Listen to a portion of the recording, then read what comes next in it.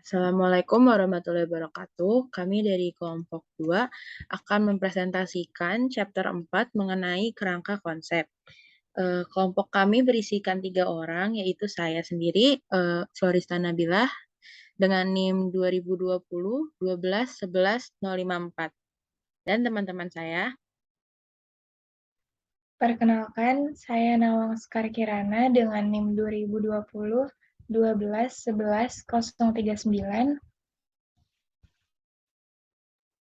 Perkenalkan, nama saya Mita Nurhaliza dengan NIM 2020 12 11 057.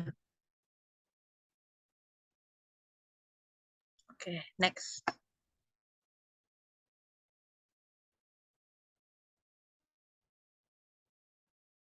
Di chapter 4 ini, topik yang akan kami bahas ada 5 poin, yaitu diantaranya yang pertama ada peranan kerangka konseptual, lalu yang kedua tujuan kerangka konseptual, yang ketiga pengembangan kerangka konseptual, yang keempat kritik terhadap proyek kerangka konseptual, dan yang terakhir kerangka konseptual dalam standar auditing.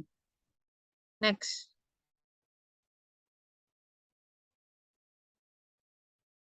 Di seluruh dunia, akademi akuntansi dan pembuat standar sama-sama berusaha untuk mengembangkan kerangka kerja konseptual yang menyediakan pernyataan definitif tentang sifat dan tujuan akuntansi keuangan dan pelaporan, dan yang memberikan pedoman untuk semua praktik akuntansi.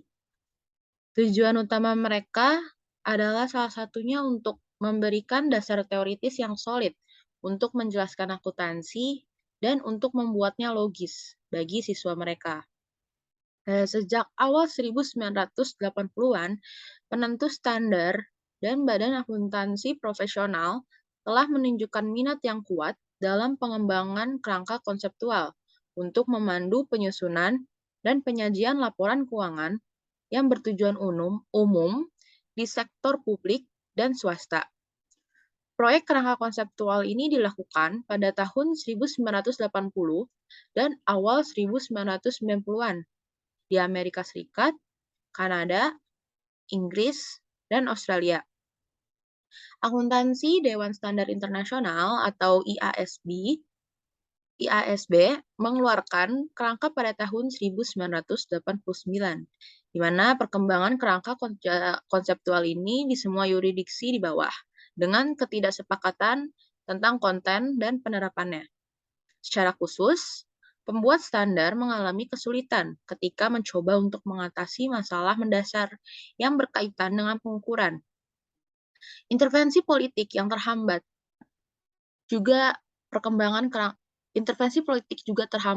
perkembangan kerangka konseptual. Pada tahun-tahun akhir, di tahun 1990, kemajuan yang lebih besar dibuat dengan menyebarkan standar individu daripada melalui pengembangan kerangka konseptual. Nah, di bab ini kami akan menjelaskan peran dan tujuan dari kerangka konseptual itu sendiri. Ini memberikan gambaran dari pengembangan kerangka konseptual oleh IASB dan di Amerika Serikat oleh standar keuangan FASB. Pembentukan proyek konvergensi IASB atau FASB pada tahun 2002 menghidupkan kembali menarik kerangka konseptual. Kerangka konseptual yang menarik. Proses harmonisasi standar akuntansi menyoroti kebutuhan untuk kerangka kerja yang kuat, di mana memandu pembuat standar dalam tugas konvergen dan mengembangkan standar baru. Dengan demikian, pada tahun 2004, IASB dan FASB memulai sebuah proyek bersama untuk mengembangkan kerangka kerja konseptual tunggal yang lengkap dan konsisten secara internal. Struktur proyek ini akan kami uraikan. Selain itu, banyak kritik dari kerangka konseptual yang akan kami sajikan juga. Next. Peranan kerangka konseptual. Next. Kerangka kerja konseptual akuntansi bertujuan untuk memberikan teori terstruktur akuntansi. Pada tingkat tertinggi, hal ini dapat dilihat dari ruang lingkup dan tujuan pelaporan keuangan. Di tingkat konseptual berikutnya, peran dari kerangka ini yaitu mengidentifikasi dan mendefinisikan karakteristik kualitatif informasi keuangan seperti relevansi, keandalan, komparabilitas, ketepatan waktu, dan understandability, dan unsur-unsur dasar akuntansi seperti aset, kewajiban, ekuitas, pendapatan, biaya, dan profit atau keuntungan. Di tingkat operasional yang lebih rendah, kerangka konseptual berkaitan dengan prinsip-prinsip dan aturan pengakuan, juga pengukuran, unsur-unsur dasar, dan jenis informasi yang akan ditampilkan dalam laporan keuangan. Next.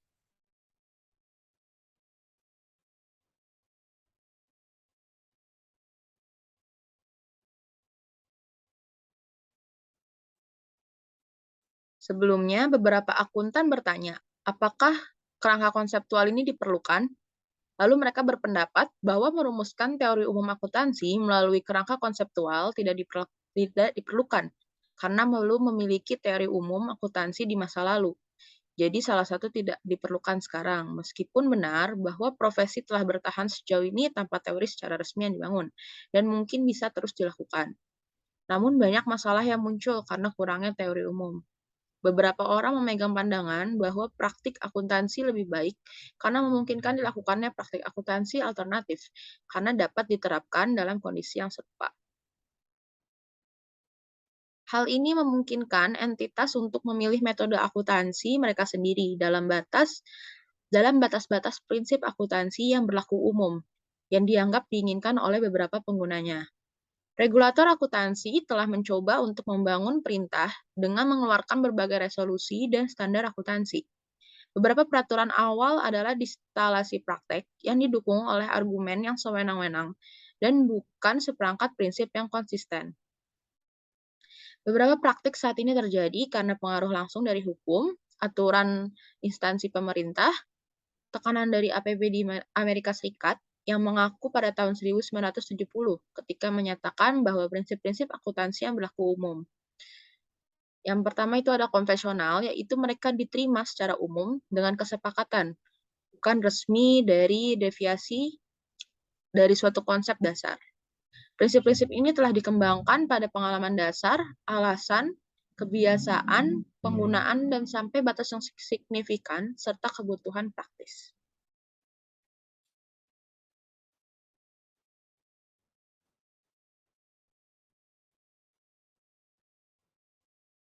Manfaat dari kerangka kerja konseptual telah diringkas oleh pengadu standar di Australia, yaitu sebagai berikut.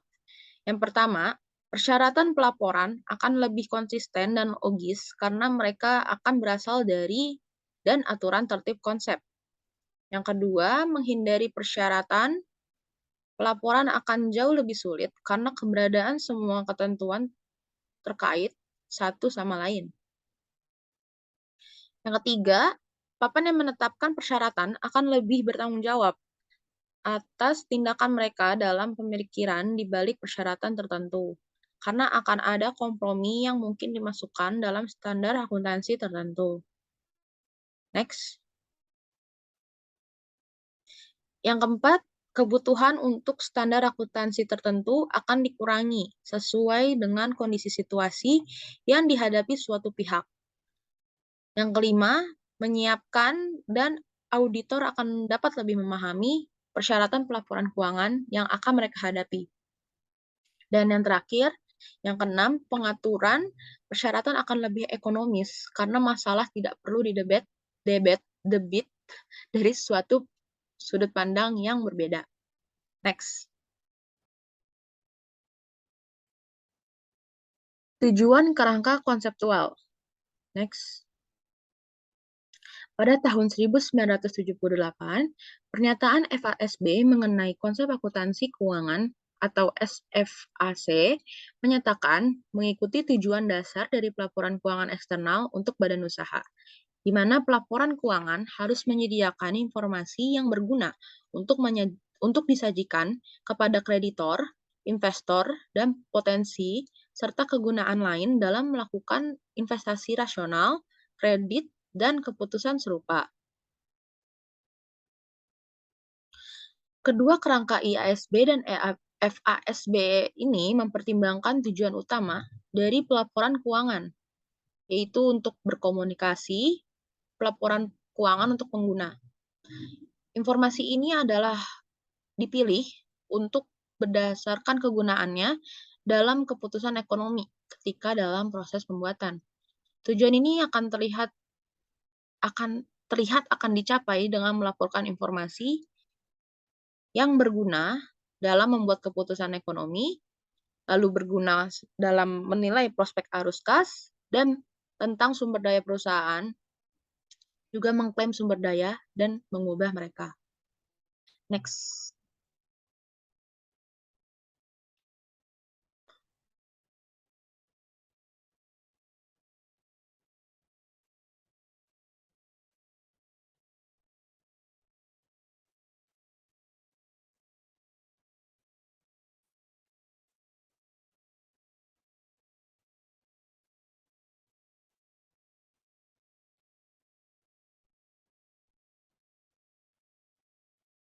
Dalam rangka memberikan informasi keuangan yang berguna, akuntan harus memilih informasi yang meyakinkan.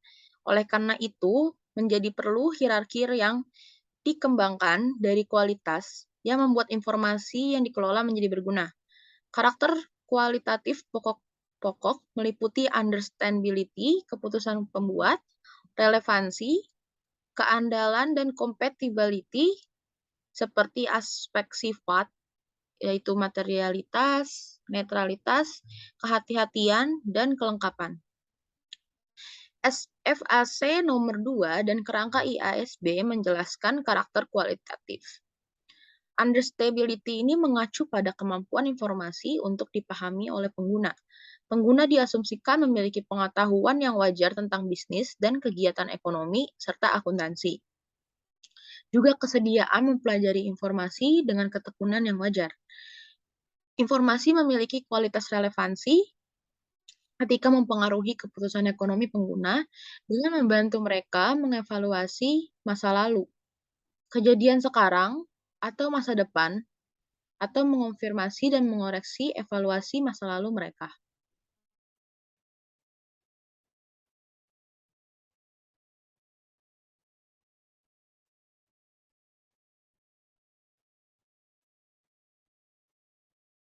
Next. Kerangka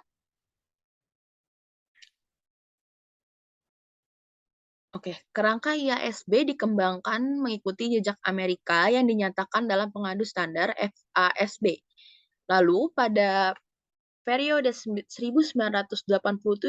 hingga 2000, FASB mengeluarkan 7 pernyataan konsep yang mendasari topik seperti berikut. Yang pertama, tujuan pelaporan keuangan oleh perusahaan bisnis dan organisasi nirlaba. Yang kedua, karakteristik kualitatif yang mengandung informasi akuntansi yang berguna. Lalu yang ketiga, unsur laporan keuangan. Keempat, kriteria pengakuan unsur. Yang kelima, gunakan arus kas dan informasi nilai sekarang dalam pengukuran akuntansi. Next.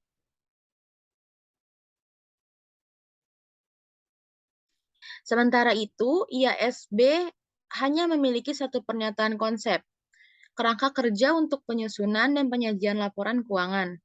Hal itu dikeluarkan oleh Komite Internasional Standar Akuntansi atau IASC, di mana organisasi pendahulu atau IASB pada tahun 1989 yang kemudian diadopsi oleh IASB pada tahun 2001. Kerangka ini menjelaskan konsep dasar di mana laporan keuangan disusun. Ini berfungsi sebagai panduan untuk IASB dalam mengembangkan standar akuntansi dan sebagai panduan untuk menyelesaikan isu-isu akuntansi yang tidak ditujukan langsung dalam standar internasional. Akuntansi atau IAS, atau Standar Pelaporan Keuangan Internasional, yang biasa disebut IFRS, atau interpretasi. IASB menyatakan kerangka seperti berikut. yaitu yang pertama mendefinisikan tujuan laporan keuangan, yang kedua mengidentifikasi kualitatif yang membuat informasi dalam laporan keuangan berguna. Lalu yang ketiga, mendefinisikan elemen dasar laporan keuangan dan konsep pengakuan dan pengukuran laporan keuangan. Next.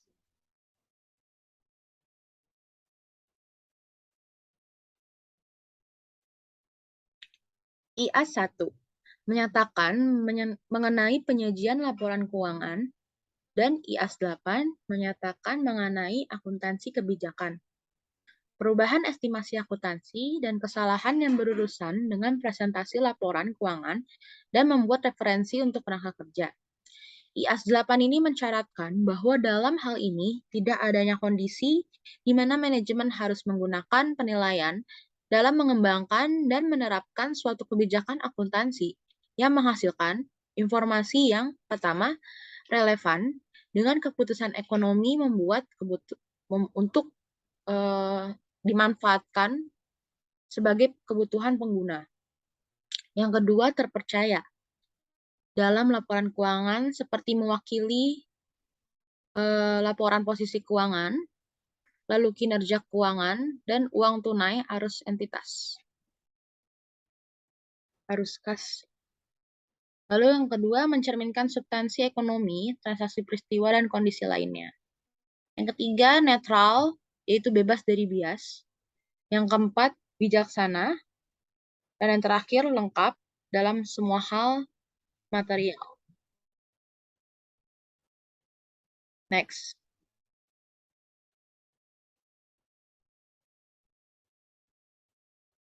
Oke, sebelumnya manajemen mengacu dan mempertimbangkan penerapan sumber-sumber berikut, yaitu persyaratan dan bimbingan dalam standar dan interpretasi yang berurusan dengan masalah yang sama dan terkait.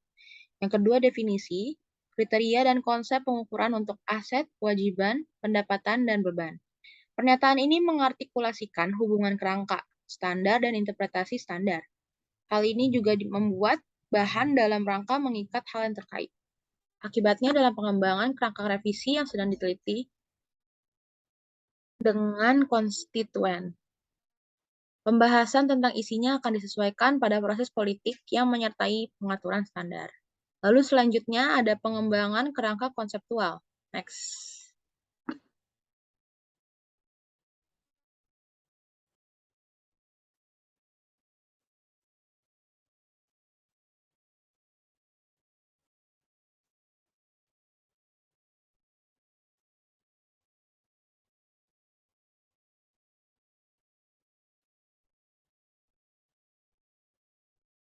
Pengembangan kerangka konseptual dipengaruhi oleh isu-isu kunci ini, yaitu yang pertama prinsip membandingkan aturan berdasarkan pendekatan untuk pengaturan standar. Yang kedua, informasi untuk pengambilan keputusan dan pendekatan pengambilan teori.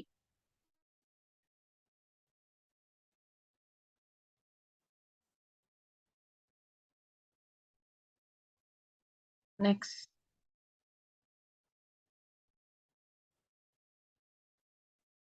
Prinsip dibandingkan aturan berdasarkan pendekatan untuk pengaturan standar.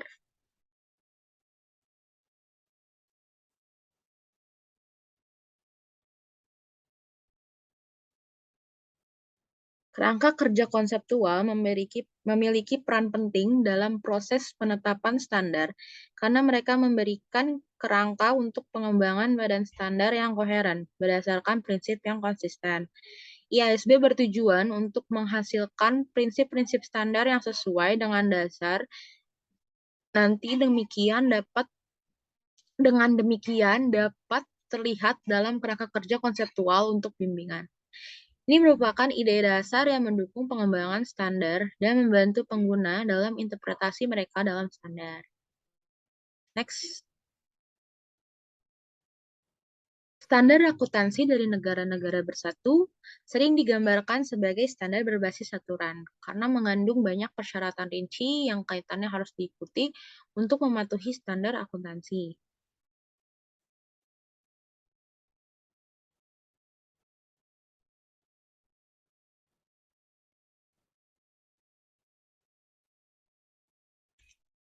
Schipper menunjukkan bahwa sebenarnya negara yang bersatu standarnya awalnya dibentuk dalam kaitannya dengan prinsip-prinsip yang mewakili titik yang berdasarkan dengan aturan. Pendekatan dan standar harus memiliki karakteristik sebagai berikut. Yang pertama, jadikanlah berdasarkan, ditingkatkan, dan diterapkan secara konsisten kerangka konseptual. Lalu yang kedua,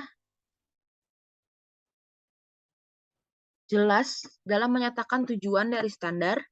Yang ketiga, menyediakan rincian yang cukup dan struktur standar yang dapat dioperasionalkan dan diterapkan secara konsisten. Yang keempat, meminimalkan penggunaan pengecualian dari standar.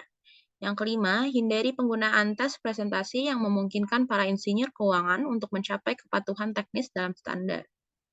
Next. Selanjutnya akan dijelaskan oleh Nawang.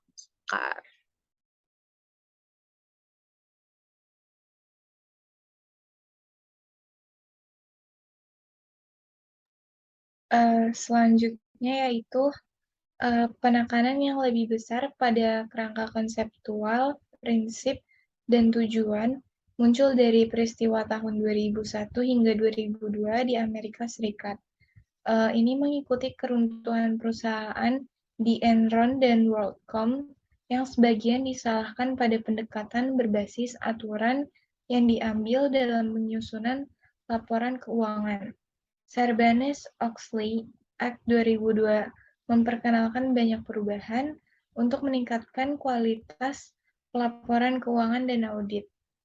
Perombakan regulasi pelaporan keuangan ini juga mengubah pendekatan penetapan standar. Menetapkan pendekatan berbasis prinsip sebagai tujuan FASB tepat waktu dalam hal program konvergensi IASB atau FASB, kemudian produksi standar konvergensi oleh IASB dan FASB menuntut bahwa pendekatan untuk mengembangkan standar adalah sama. Kurangnya pendekatan dasar yang sama akan membuat standar konvergen dan menghasilkan standar untuk digunakan di kedua yurisdiksi menjadi lebih sulit. Dengan demikian, keputusan SEC untuk mengacu pada tujuan dalam produksi standar diperlukan dan tepat waktu dalam hal konvergensi internasional standar akuntansi. Salah satu alasan dominannya aturan dalam standar di Amerika Serikat adalah bahwa staf SEC meminta aturan dari FASB untuk digunakan dalam menafsirkan standar akuntansi. Salah satu peran staf SEC adalah untuk menentukan apakah perusahaan telah memenuhi persyaratan pelaporan keuangan yang terkandung dalam standar akuntansi.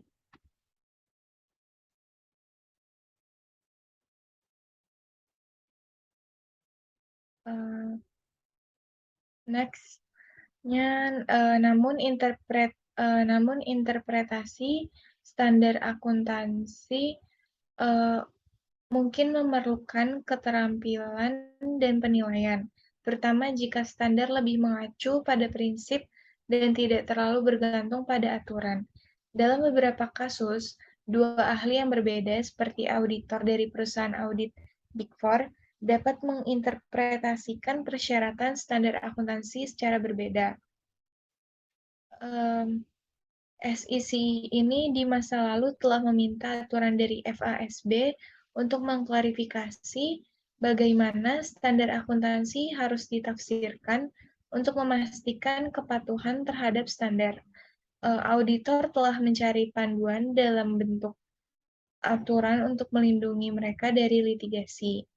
Aturan membantu entitas pelapor untuk menerapkan persyaratan standar akuntansi dengan cara yang sama sehingga meningkatkan komparabilitas pelaporan keuangan. Selanjutnya, informasi untuk pengambilan keputusan dan pendekatan teori keputusan. Hal ini diterima secara luas bahwa data akuntansi adalah untuk pengambilan keputusan atau tujuan evaluatif dalam kaitannya dengan entitas tertentu. Informasi akuntansi untuk pengambilan keputusan memohon dengan fungsi penata layanan. Di masa lalu, pelayan yang bertanggung jawab kepada harta warisan pelayan yang bertanggung jawab atas harta warisan harus bertanggung jawab kepada tuannya. Kemudian di era Pacioli, akuntansi harus dibuat untuk mitra diam setelah usaha selesai. Kemudian, manajer bertanggung jawab kepada pemegang saham perusahaan, lalu mereka yang memasuk model bisnis ingin tahu apa yang telah dilakukan oleh para pengurus atau manajer dengan sumber daya ekonomi yang dipercayakan kepada mereka. Informasi tentang bagaimana manajer telah melaksanakan tanggung jawab penatagunaan mereka digunakan oleh pemegang saham untuk mengevaluasi kinerja manajer dan perusahaan.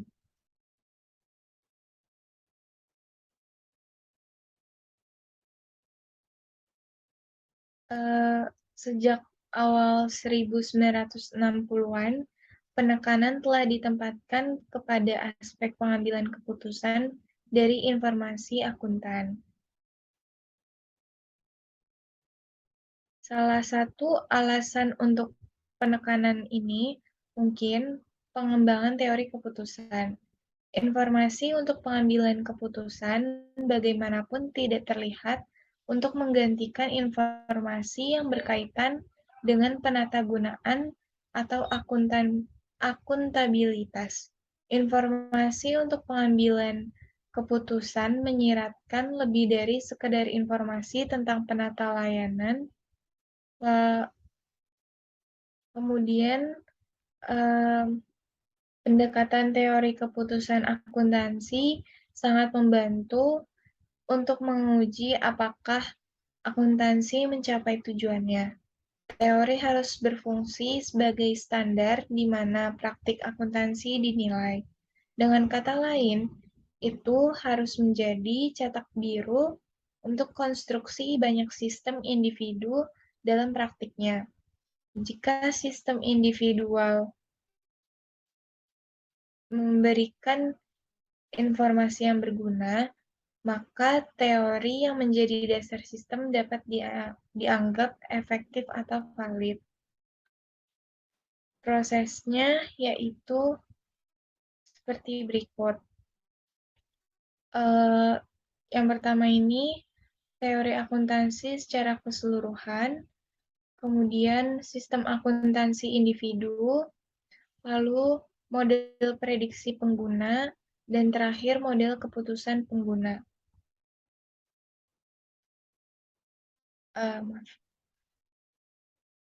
Untuk model memetakan proses di mana output dari sistem akuntansi memberikan input ke model keputusan pengguna. Informasi keuangan mungkin memiliki jangkauan pengguna yang lebih luas. Sebagai contoh, kerangka IASB mencakup investor, karyawan, pemberi pinjaman, pemasok, dan kreditor perdagangan, pelanggan, pemerintah dan lembaga mereka, dan masyarakat sebagai pengguna potensial. Kerangka lebih lanjut menyatakan bahwa pengguna memiliki kebutuhan informasi yang berbeda. Beberapa di antaranya tidak akan dipenuhi oleh informasi akuntansi. Jadi ketika kita mengevaluasi output dari sistem akuntansi, kita harus mempertimbangkan sejauh mana informasi berguna untuk berbagai pengambilan keputusan. Next.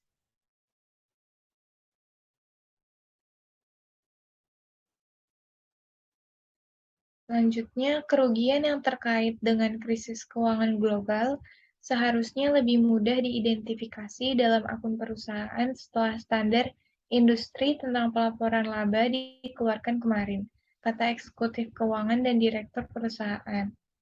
Financial Service Institute of Australasia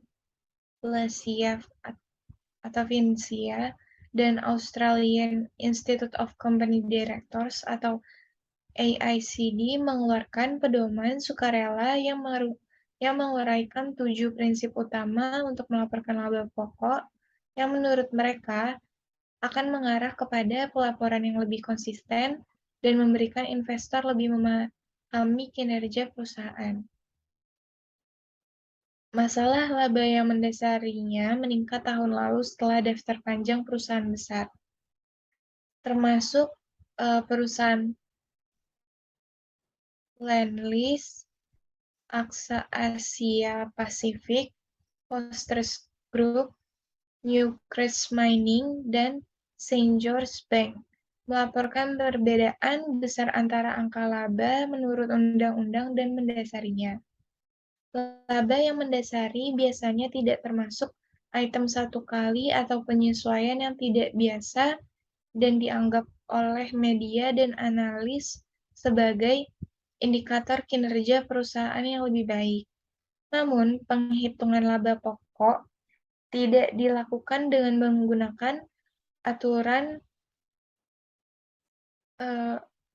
aturan akuntansi ketat yang sama seperti angka laba menurut undang-undang yang memungkinkan peluang lebih besar untuk kelenturan dalam angka laba pokok. John Calvin, Kepala Eksekutif AICD, mengatakan para direktur didorong untuk mengikuti prinsip-prinsip sehingga setiap referensi untuk laba yang mendasari mudah dipahami, konsisten, dan potensi kontroversi atas penyesuaian satu kali terbatas, terutama mengingat pengawasan pengumuman hasil di lingkungan ekonomi saat ini.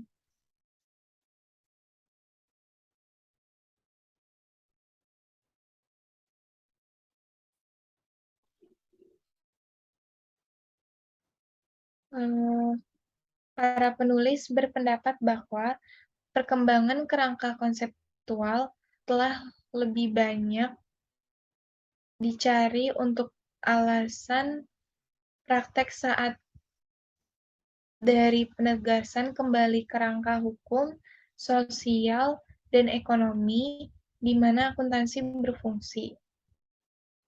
Mereka menunjukkan bahwa proyek kerangka konseptual saat ini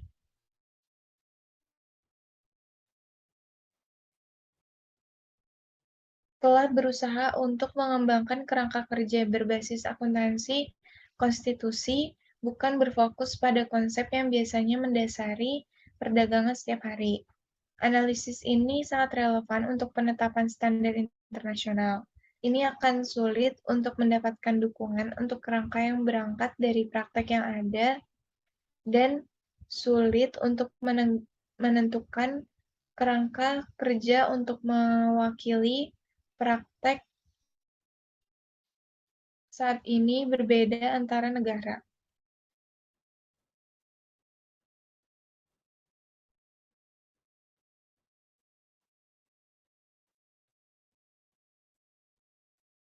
Konvergensi standar akuntansi internasional dan penerapan standar IASB di Uni Eropa, Australia, dan banyak negara lain telah meningkatkan pentingnya IASB. Ironisnya, itu juga telah membuat pengaturan standar lebih sulit bagi IASB karena banyak pihak yang sekarang ini aktif khawatir tentang isi dari standar akuntansi. Dalam lingkungan ini, kerangka konseptual yang mendukung standar akuntansi menjadi lebih penting. Jones dan Wollneiser menunjukkan bahwa kerangka konseptual memiliki peran penting dalam menyatakan lingkup, tujuan, karakteristik, kualitatif, dan pengukuran setuju akuntansi yang mempengaruhi pengaturan standar. Kerangka tersebut akan membantu IASB untuk menahan tekanan politik dalam proses penetapan standar. Namun, Jones dan Woolnizer berpendapat bahwa konvergensi ke kerangka IASB akan berarti inisiatif dan inovasi dalam pengembangan kerangka konseptual akan menurun sebagai penentu nasional, tidak lagi bekerja secara independen pada proyek-proyek kerangka konseptual. Sebagai bagian dari proyek konvergensi dengan FASB, IASB telah melakukan proyek untuk merevisi kerangkanya yang dibahas pada bagian berikutnya. Selanjutnya yaitu perkembangan internasional kerangka konseptual IASB dan FASB. Pada Oktober 2004, FASB dan IASB menambah proyek gabungan dengan agenda mereka untuk mengembangkan kerangka konseptual yang ditingkatkan. Direvisinya kerangka kerja ini akan memanfaatkan kerangka kerja IASB dan FASB yang ada dan mempertimbangkan perkembangan selanjutnya dengan penerbitan kerangka tersebut. Dewan menyatakan bahwa kerangka tersebut sangat penting untuk memenuhi tujuan Dewan dalam mengembangkan standar yang berbasis prinsip, konsisten, secara internal, dan dipusatkan secara internasional. Mereka menegaskan bahwa stand seperti itu akan menyebabkan pelaporan keuangan yang menyediakan informasi penyedia modal yang dibutuhkan untuk membuat keputusan dalam kapasitas mereka sebagai penyedia modal. FASB dalam keadaan proyek ini akan melakukan beberapa hal, yaitu yang pertama, fokus kepada perubahan lingkungan sejak kerangka asli diterbitkan, dan yang kedua, memberikan prioritas untuk mengatasi dan merundingkan isu-isu tersebut dalam setiap fase yang cenderung menghasilkan manfaat bagi Dewan dalam jangka pendek, yaitu isu lintas sektoral yang mempengaruhi sejumlah proyek mereka untuk standar baru atau revisi. Yang ketiga, mulanya mempertimbangkan konsep yang berlaku untuk badan usaha swasta. Selanjutnya, Dewan sedang melakukan proyek bersama dalam 8 tahap. Masing-masing dari 7 fase pertama akan membahas dan melibatkan perencanaan, penelitian, awal musyawarah yang luas, komentar publik, dan musyawarah kembali pada aspek utama dari kerangka. Pada tahap A, dengan tema karakteristik objektif dan kualitatif. Lalu tahap B dengan tema elemen dan pengakuan. Pada tahap C, pengukuran. Tahap D, entitas pelaporan. Tahap E, penyajian dan pengungkapan, termasuk batas-batas pelaporan keuangan yang tidak aktif. Tahap F, tujuan kerangka dan status dalam hierarki GAAP tidak aktif. Tahap G, berlaku untuk yang bukan sektor nirlaba yang tidak aktif. Lalu tahap terakhir, tahap H, yaitu masalah yang tersisa. Untuk setiap tahap tersebut, Dewan berencana untuk mengeluarkan dokumen yang akan melihat komentar dari masyarakat pada Dewan Keputusan Tentatif. Dewan akan mempertimbangkan komentar ini dan membicarakan keputusan tentatif mereka. Sementara Dewan berencana untuk mencari komentar pada setiap fase secara terpisah. Mereka tidak menghalangi mencari komentar pada beberapa tahap secara bersamaan. Kemudian keputusan untuk menunda pertimbangan masalah sektor bukan untuk nirlaba telah diperdebatkan di negara-negara seperti Australia dan Selandia Baru yang mengikuti sektor netral. Pendekatan untuk masalah penetapan standar yang berkaitan dengan sektor bukan untuk nirlaba perlu ditangani pada saat yang sama konsep dikembangkan untuk bukan nirlaba.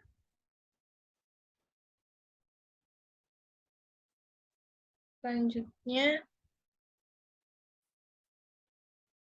pada perkembangan yang menarik, dengan tantangan IASB fokus pada yang bukan sektor nirlaba, International Public Sector Accounting Standard Board atau IPSASB telah memulai proyek untuk mengembangkan kerangka kerja konseptual untuk entitas sektor publik. Tujuan dari proyek ini adalah untuk mengembangkan kerangka konseptual sektor publik yang berlaku untuk penyusunan dan penyajian laporan keuangan bertujuan umum entitas sektor publik. Sebuah makalah diskusi dirilis pada September 2008. Studi kasus 4.2 pada akhir bab ini berfokus pada pelaporan keuangan pada sektor bukan untuk keuntungan. Secara khusus, memungkinkan siswa untuk mempertimbangkan kualitas pelaporan keuangan. Di sektor ini menggunakan pedoman pelaporan yang diajukan oleh Badan Akuntansi Profesional atau Institute of Chartered Accountants di Australia atau ICAA. Komentar pada paparan tahap rancangan mengidentifikasi beberapa isu-isu kunci bagi para pemangku kepentingan. Kondisi Whittington, masalah ini dianggap tidak kontroversial, tapi ini belum terbukti menjadi kasus. Selanjutnya, entitas versus perspektif pemilik. Entitas dan perspektif pemilik merupakan pendekatan yang berbeda untuk laporan keuangan. Dewan merekomendasikan bahwa laporan keuangan harus disiapkan dari perspektif entitas daripada perspektif pemilik atau kelas tertentu dari pemilik. Banyak responden setuju bahwa entitas berbeda dari pemiliknya dan dengan demikian sependapat dengan melaporkan dari perspektif entitas. Lainnya mencatat bahwa gagasan laporan yang dihasilkan dari perspektif entitas sedang diperkenalkan untuk pertama kalinya, yaitu bukan bagian dari kerangka kerja sebelumnya dan bahwa Dewan tidak memberikan informasi yang cukup untuk membenarkan pilihan perspektif entitas lebih perspektif lain seperti perspektif kepemilikan dan perusahaan induk. Perspektif yang digunakan penting karena mempengaruhi bekerja di tahap D, pelapor, di mana perspektif alternatif dalam pembahasan. Selanjutnya, kelompok pengguna utama. Dewan mengusulkan bahwa kelompok pengguna utama untuk pelaporan keuangan pada tujuan umum adalah penyedia modal, hadir, dan potensi. Sebagian besar responden setuju dengan pendekatan Dewan bahwa penyedia hadir dan potensi modal atau investor ekuitas, kreditur, dan kreditur lainnya, entitas adalah kelompok pengguna utama. Namun, tercatat bahwa memiliki kelompok utama beragam bisa menyederhanakan hubungan antara entitas dan pengguna individu. Responden lainnya khawatir tentang fokus pada kelompok pengguna utama dan mempengaruhi ini bisa saja pada pengakuan kebutuhan pihak lain seperti badan amal dan kelompok pemantau tata kelola perusahaan. Selanjutnya, keputusan daya guna dan pengelolaan. Menurut Dewan, tujuan pelaporan keuangan harus cukup luas untuk mencakup semua putusan yang investor ekuitas, kreditur, dan kreditor lain membuat dalam kapasitasnya sebagai penyedia modal, termasuk keputusan alokasi sumber daya serta keputusan yang dibuat untuk melindungi dan meningkatkan investasi mereka. Banyak responden menyatakan setuju dengan pandangan Dewan. Namun, banyak responden lainnya khawatir bahwa tujuan kepengurusan tidak cukup ditekankan, sedangkan peran laporan keuangan dalam memberikan informasi untuk memungkinkan pengguna untuk memprediksi arus kas masa depan lebih ditekankan. Sebagai contoh, sebuah kelompok yang mewakili pembuat standar nasional Eropa menghasilkan laporan khusus menangani pengelolaan atau pertanggungjawaban sebagai tujuan dan menyimpulkan bahwa ada konsensus yang luas dalam mendukung pengelolaan atau pertanggungjawaban sebagai tujuan yang terpisah dari pelaporan keuangan. Selanjutnya, karakteristik kualitatif. Kerangka IASB mencakup 4 karakteristik kualitatif pokok, yaitu dimengerti, relevansi, keandalan, dan komparabilitas. Konsep yang paparan mengusulkan bahwa karakteristik kualitatif yang membuat informasi yang berguna adalah relevansi, presentasi yang tepat, komparabilitas, pemastian, ketepatan waktu dan dimengerti, dan bahwa kendala meresap pada pelaporan keuangan yang materialitas dan biaya. Karakteristik kualitatif dibedakan baik sebagai dasar yaitu relevansi representasi yang tepat atau meningkatkan komparabilitas, pemastian, ketepatan, waktu, dan dimengerti, tergantung pada bagaimana mereka mempengaruhi keuangan, mereka mempengaruhi kegunaan informasi. Hampir setiap responden mengomentari ID dan sepakat bahwa relevansi adalah karakteristik mendasar. Mayoritas setuju dalam kaitannya dengan representasi yang tepat, tetapi Dewan menyarankan belum memadainya untuk mengganti reliabilitas dengan representasi yang tepat dan istilah memiliki arti yang berbeda. IASB dan FASB perlu membuat kemajuan pada kerangka konseptual karena merupakan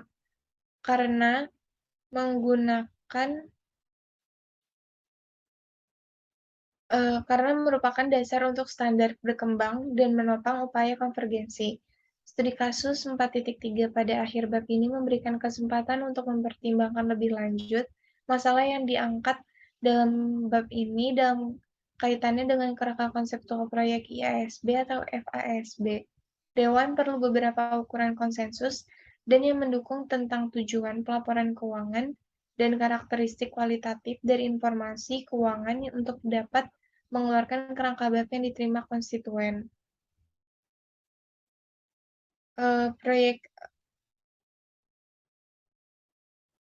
Proyek ini memiliki banyak tantangan di depan, dan itu adalah tes apakah pihak dapat mengesampingkan perbedaan-perbedaan individu untuk mencapai tujuan harmonisasi pelaporan keuangan. Selanjutnya, sebuah kritik dari proyek selanjutnya akan dibacakan oleh Mita Nurhaliza. Oke, sebuah kritik dari proyek kerangka konsep. Next.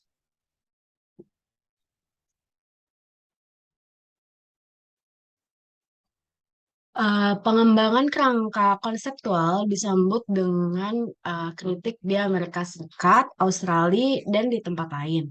Analisis kritik akan membantu menjelaskan alasan untuk perkembangan yang lambat sebelumnya kerangka dan disorot isu yang relevan untuk mencapai kemajuan dalam proyek IASB atau FASB. Ada dua pendekatan yang bisa kita gunakan dalam analisis. Yang pertama adalah dengan mengasumsikan bahwa kerangka konseptual seharusnya pendekatannya secara ilmiah berdasarkan metode yang digunakan di daerah lain penyelidikan ilmiah. Keputusan akuntansi atau pengamatan yang timbul dari pendekatan tersebut harus membenarkan kebahasannya oleh jalan lain untuk logika dan empirisme atau keduanya. Yang kedua adalah pendekatan profesional yang berkonsentrasi pada keputusan yang terbaik, tindakan oleh sumber daya untuk menilai nilai profesional. Hal ini mirip dengan pendekatan konstitusional untuk memerintah pengaturan. Kita akan membahas dua bidang, yaitu kritik ilmiah dan deskriptif dan non-operasional. Dalam sebuah pertanyaan dari pengaturan standar akuntansi atau perdebatan tentang prinsip akuntansi, kita menemukan pertanyaan dasar yang sama. Apa nilai dan bagaimana kita menghargai elemen dasar akuntansi seperti aset dan kewajiban. Salah satu tujuan dari kerangka kerja konseptual adalah untuk menjawab pertanyaan-pertanyaan seperti tadi, sehingga menghindari argumen berulang-ulang atas makna dari istilah tersebut. Perjanjian sebelumnya pada fundamental ini harus menimbulkan konsistensi dan ketidakadilan yang timbul dari perbedaan dalam penilaian, mengingat ketertiban dan efisiensi dari pendekatan ini, di mana istilah ini didefinisikan sebelumnya dan disepakati oleh konsep cocok sama seperti blok bangunan. Yang jelas bahwa kerangka konseptual dimaksud sebagai proyek perspektif mendasar. Tujuannya untuk memberikan bimbingan dan keputusan untuk akuntan, berlatih tentang cara untuk memperhitungkan informasi yang relevan untuk pengambilan keputusan ekonomi. Next. Oke, dalam proyek rangka konseptual FHSB adalah pada isu-isu penting dari pengakuan dan pengukuran yang pertikaian yang muncul, the SF Aceh nomor 5 pada pengukuran dan pengakuan masalah dirilis pada tahun 1984. Pada dasarnya, deskripsi unsur laporan akuntansi berdasarkan pengamatan praktek saat ini. Pada saat SFAC nomor 5 dikeluarkan, pendekatan Dewan telah menjadi hampir sepenuhnya deskriptif.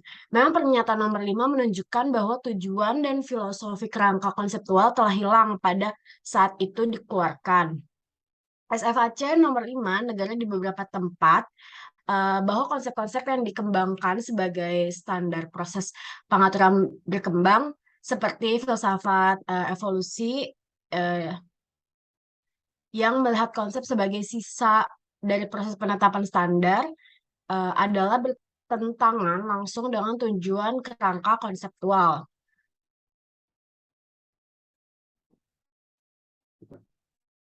Next. Oke, tadi ada selanjutnya di kritik dan dari proyek kerangka konsep ada asumsi ontologis dan epistemologis. Oke. Sepanjang proyek kerangka konseptual, asumsi ontologis dan epistemologis itu fokusnya telah memberikan informasi kepada pengguna laporan keuangan secara berisi dan objektif. Kebebasan dari bias atau netralitas telah didefinisikan sebagai kualitas informasi yang menghindari pengguna yang mengarah ke kesimpulan yang menahan kebutuhan khusus, keinginan atau prasangka dari mempersiapkan. Solomos menjelaskan kebebasan dari bias sebagai pembuatan peta keuangan akuntansi adalah jadi akuntansi adalah pembuat peta keuangan. Lebih baik peta semakin benar-benar mewakili fenomena kompleks yang sedang dipetakan. Kami tidak menilai peta dengan efek perilaku yang dihasilkan, distribusi kekayaan alam, atau curah hujan ditampilkan pada peta dapat menyebabkan pergeseran populasi atau perubahan lokasi industri mana pemerintah dapat suka ataupun tidak suka. Selanjutnya ada filosofi realisme timbul pada akuntansi dan asumsi bahwa kita dapat mengamati, mengukur, dan mengkomunikasikan realitas ekonomi objektif. Beberapa filsuf ilmu pengetahuan, misalnya Feyerabend, berpendapat bahwa kebenaran ilmiah tidak mutlak, hanya mengacu kepada pernyataan tentang realitas yang dibangun. Sebuah diberikan pernyataan atau keyakinan penerimaan hanya setelah bukti sesuai dengan yang ditentukan dan disepakati aturan tentang apa yang metodologi ilmiah. Haynes menunjukkan bahwa masalah dengan realisme ekonomi atau pendekatan pengukuran yang diadopsi oleh proyek kerangka konseptual di Amerika Serikat, dan ini berlaku untuk kerangka ISB juga, adalah bahwa dalam banyak komunitas ilmiah realitas sekarang dipandang sebagai sedang dibangun dan ditopang oleh praktek-praktek sosial sehingga mencemari persepsi akuntan atau realitas ekonomi. Dalam ilmu-ilmu sosial, terganggunya dari filosofi realisme bahkan lebih lengkap. Dalam ilmu-ilmu sosial, akan bertindak sesuai dengan definisi dan konsep realitas yang berlaku. Hal ini membuat dipertanyakan apakah teori membentuk dasar kerangka yang pernah bisa netral, independen, dan bebas dari bias. Perpanjangan argumen ini adalah bahwa kerangka kerja konseptual tidak dapat menyediakan sarana sepenuhnya objektif mengukur realitas ekonomi sejak kenyataan seperti itu tidak ada yang independen dari praktik akuntansi. Haynes menganggap bahwa itu adalah hubungan interaktif dua arah di mana akuntan keuangan dengan proses pengukuran dan komunikasi gambar realitas memainkan peran penting dalam memutuskan apa yang realitas. Oleh karena itu, mereka menciptakan realitas itu.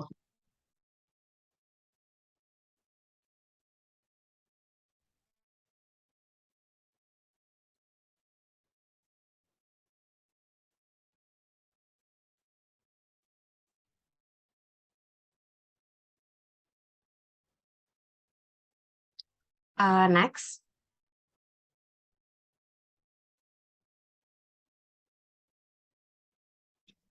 Oke.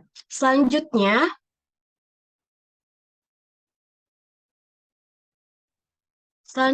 struktur proyek kerangka konseptual memiliki beberapa kemiripan dengan pendekatan hipotetik deduktif. Dalam pendekatan hipotetiko-deduktif, untuk menjelaskan penjelasan ilmiah memiliki dua konsekuensi utama. Yang pertama mengarah ke hukum universal atau prinsip-prinsip yang hipotesis tingkat yang lebih rendah dapat disimpulkan. Nah, kalau yang kedua itu ada hubungan erat antara penjelasan, prediksi, dan teknis yang diterapkan. Sebagai contoh, kerangka konseptual IASB dan FASB telah umum asumsi dan tujuan dari mana prinsip-prinsip standar dan prosedur metode dan aturan harus dapat ditarik kesimpulan. Tujuan penting dari pendekatan ini terhadap ilmu pengetahuan adalah untuk sampai pada pemahaman tentang lingkungan kita agar mampu beroperasi secara lebih efektif di lingkungan itu.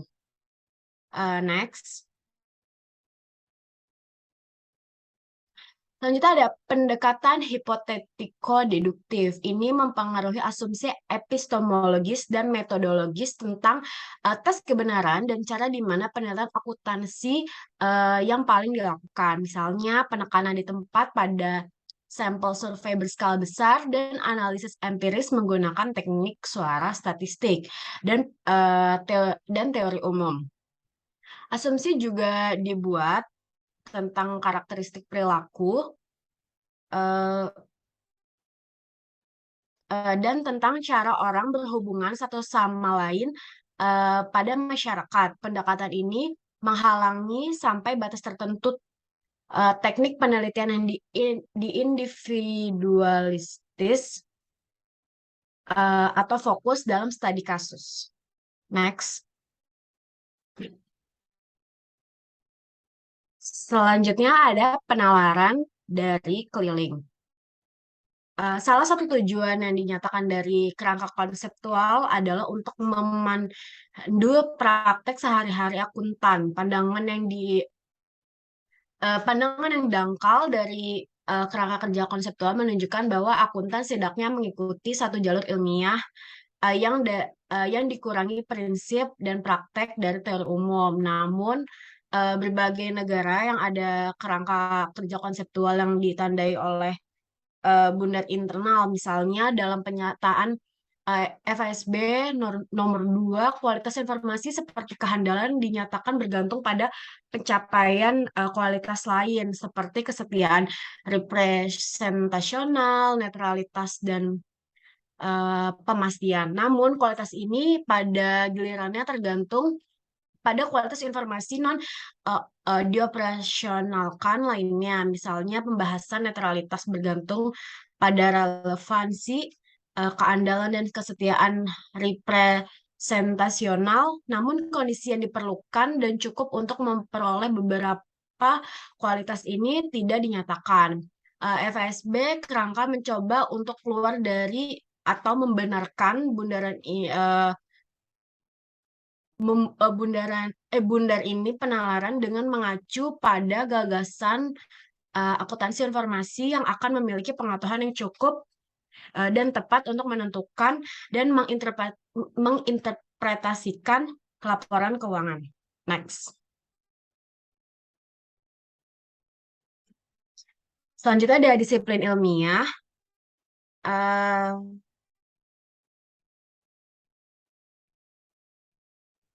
Kerangka konseptual mungkin telah berusaha untuk mengadopsi pendekatan deduktif, tapi pendekatan ini dipertanyakan jika akuntansi tidak berkualitas sebagai ilmu untuk memulai. Akuntansi telah banyak digambarkan sebagai seni atau kerajinan selain deskripsi ilmiah.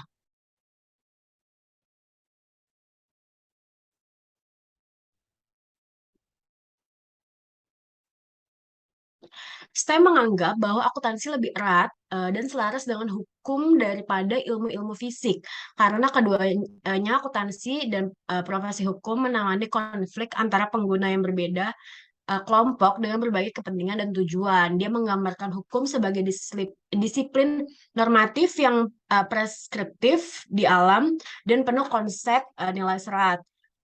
Kalau akuntansi menghadapi pasar yang tidak sempurna dan melibatkan subjektif berdasarkan proses pengambilan keputusan manusia. Sebaliknya, ilmu-ilmu fisik dianggap disiplin positif, deskriptif di alam, dan karakteristik oleh konsep nilai bebas.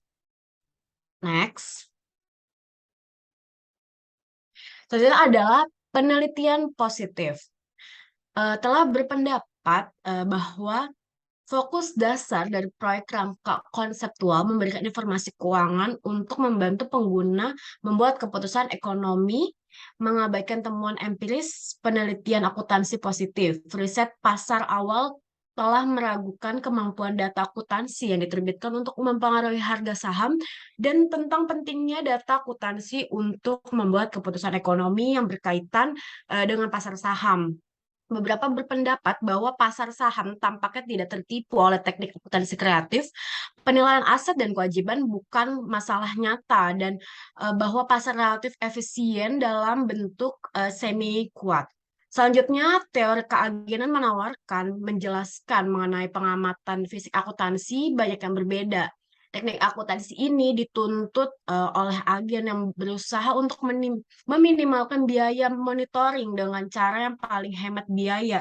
Teknik akuntansi biaya setidaknya secara alami akan bervariasi uh, antara perusahaan dan industri uh, dan variasi dalam praktek akuntansi karena itu diinginkan. Meskipun demikian, untuk keputusan dengan beberapa pilihan, informasi akuntansi mungkin berguna. Ini adalah area yang penilaian perilakunya belum sepenuhnya dianggap. Next.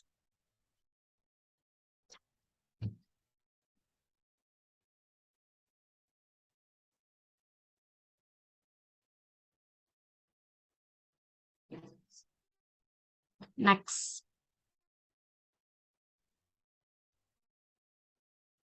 Selanjutnya, mereka yang berpendapat bahwa penilaian akuntansi positif dan kerangka konseptualnya bertentangan kadang-kadang mengabaikan bukti bahwa pasar modal tidak sepenuhnya efisien. Jika acara mereka efisien, faktanya bahwa pasar merespon segera untuk informasi dalam laporan keuangannya. Tidak berarti individu memproses informasi secara efisien atau yang individu atau kelompok tidak dapat melakukan investasi yang salah, pinjaman, pasokan, atau membeli keputusan. Jika kerangka kerja konseptual bisa memastikan bahwa orang-orang ini menerima informasi yang berguna, itu akan melayani tujuan yang berguna. Next. Selanjutnya ada kerangka konseptual sebagai kebijakan dokumen. Sebagai lembaga eh, sebagai lembaga pengetahuan umum, kerangka konseptual gagal pada sejumlah tes ilmiah. Bahkan jika kita berpendapat bahwa realitas hanyalah konstruksi sosial, tidak ada proses deduktif yang melekat dalam rangka untuk menerapkan pada fenomena empiris untuk mengubah realitas ke keadaan yang lebih disukai dalam hal tujuan diasumsikan. Apakah kerangka dapat dianggap model benar normatif untuk praktik akuntansi juga masalah karena praktik yang diterima telah ditentukan terutama dengan mengadopsi prosedur yang ada upaya untuk eh, leg- legitim, melegitimasi. Next.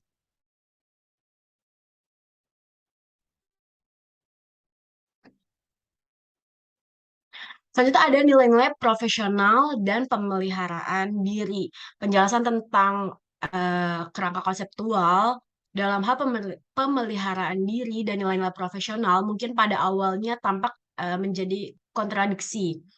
Pelestarian diri menyiratkan mengajar kepentingan diri sendiri, sedangkan nilai-nilai eh, profesional menunjukkan idealisme dan altruisme. Namun nilai-nilai profesional dapat berarti beberapa hal. Nah, uh, Gerbold menganggap bahwa ini tanggung jawab pribadi, esensi profesionalisme adalah apa yang membuat keputusan akuntan objektif. Kunci untuk objektivitas terletak pada nilai-nilai mereka yang terlatih di akuntansi. Akuntansi harus mengambil arah yang tidak dari itu konsep atau struktur intelektualnya, tapi dari perilaku profesional. Next. Ternyata ada kerangka konseptual untuk standar audit.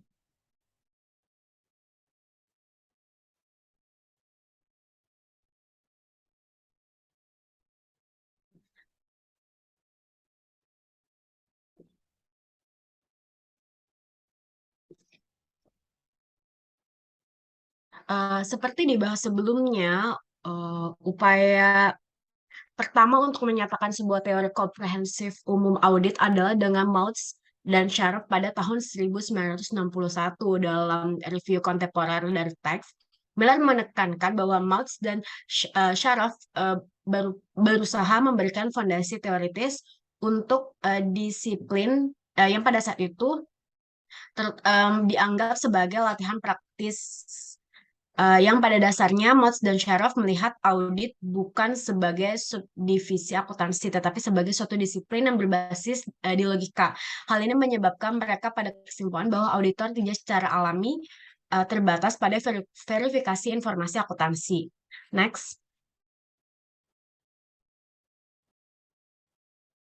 Karya Marx dan Saraf dikembangkan lebih lanjut pada tahun 1970 oleh pernyataan konsep dasar audit Asolberg yang dikeluarkan oleh Asosiasi Akuntansi Amerika, dan Asolberg memiliki fokus yang kuat pada sasaran dan mengevaluasi bukti. Lain dari konsep dasar diidentifikasi oleh Marx dan Saraf, fokus perdebatan teoritis dalam audit selama tahun 1980 adalah peran struktur dan kuantifikasi dalam proses pengumpulan bukti dan evaluasi.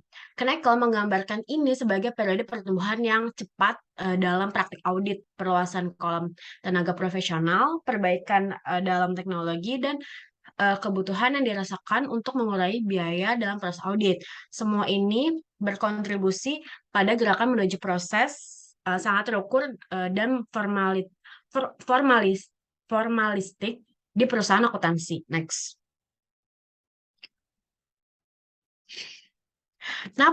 Namun, Knekel berpendapat bahwa tahun 1990-an tradisi audit dan profesi upaya untuk memformalkan proses audit yang mulai menghadapi oposisi dari kekuatan lain. Kekuatan ini termasuk tekanan dari klien pada auditor untuk mengurangi biaya audit dan memberikan nilai lebih.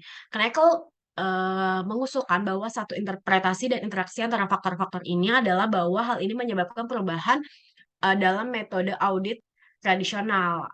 Ada mulai kurang penekanan pada penguji langsung, transaksi, dan saldo, dan lebih relance pada pengujian sistem kontrol klien sebagai sarana untuk mengumpulkan bukti terhadap laporan keuangan yang dihasilkan oleh sistem tersebut. Ini melibatkan pengurungan waktu yang dihabiskan untuk audit dan pengurangan pengujian dan sampel substantif ukuran. Proses ini dikenal sebagai audit resiko bisnis. Next. Sekian dari kelompok kami. Kurang lebihnya mohon maaf. Wassalamualaikum warahmatullahi wabarakatuh.